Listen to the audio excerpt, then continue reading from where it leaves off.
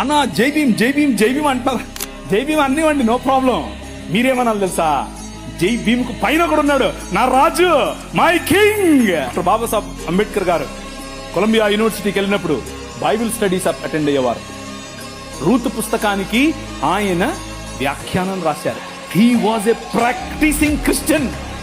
ఒకరోజు 3 లక్షల మందితో కలిసి నేను బాప్తిజం తీసుకుంటాను అని చెప్పి ముందుకు వచ్చి ఫోన్ మన మెథడిస్ట్ సంఘంలో ఉన్నటువంటి బిషప్ గారికి చెప్తే, బిషప్ గారు దానికి కావాల్సినటువంటి పనులన్నీ వసతులన్నీ ఏర్పాటు చేసుకునే క్రమంలో నెహ్రూ గారు ఫోన్ చేశారు.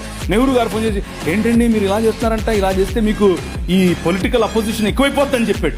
ఎప్పుడైతే మనోళ్ళు మాకొద్దండి, మీరు పొలిటికల్ కన్వర్షన్ అంట మాకొద్దు అని చెప్పి నెహ్రూ గారి ఒత్తిడికి లొంగారు. ఒక పక్క ఇంకొక ఆయనేమో గోషి కట్టుకుని నిరాహార దీక్షకెళ్ళాడు. ఏమని, నువ్వు వెళ్తే ఏ మతానికైనా వెళ్ళు కానీ క్రైస్తవానికి వెళ్ళొద్దని. ఆయన నువ్వు అత్తే నాకేంటి, నేను యేసు ప్రభువుని అనుసరిస్తా అని చెప్పాడు. ఎవరు? డాక్టర్ బాబాసాహెబ్ భీమ్రావ్ అంబేద్కర్. ఇది నేను కొత్తగా చెప్పేది కాదు, ఇది హిస్టరీ. This is history. ఆ జై భీమ్ వాళ్ళకి తెలియదు. చెప్పండి, వెళ్ళి ధైర్యంగా చెప్పండి.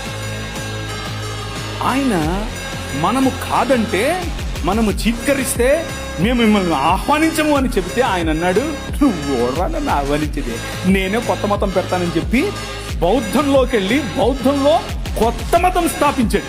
ఆ మతం ఏంటనుకుంటున్నారు? క్రైస్తవమే. 2 కొరింథీయులకు రాసిన పత్రిక 2 కొరింథీ 10:3 నుంచి చదవండి. మేము శరీరధారులమై నడుచుకొనుచున్నను, శరీర ప్రకారము యుద్ధము చేయము. కానీ నువ్వు ఒప్పుకున్నా ఒప్పుకోకపోయినా, నువ్వు యూనివర్సిటీలో ఉన్నా, నువ్వు ఇక్కడున్నా, నువ్వు రాజమండ్రిలో ఉన్నా, నువ్వు హైదరాబాద్ లో ఉన్నా, నువ్వు ఢిల్లీలో ఉన్నా, నువ్వు షికాగోలో ఉన్నా, ఎక్కడున్నా సరే, you are in a war. నువ్వు ఒక యుద్ధంలో ఉన్నావు, అది నీకు తెలియదు అంతే. ఆ భీమును నిలబెట్టింది నీ రాజు.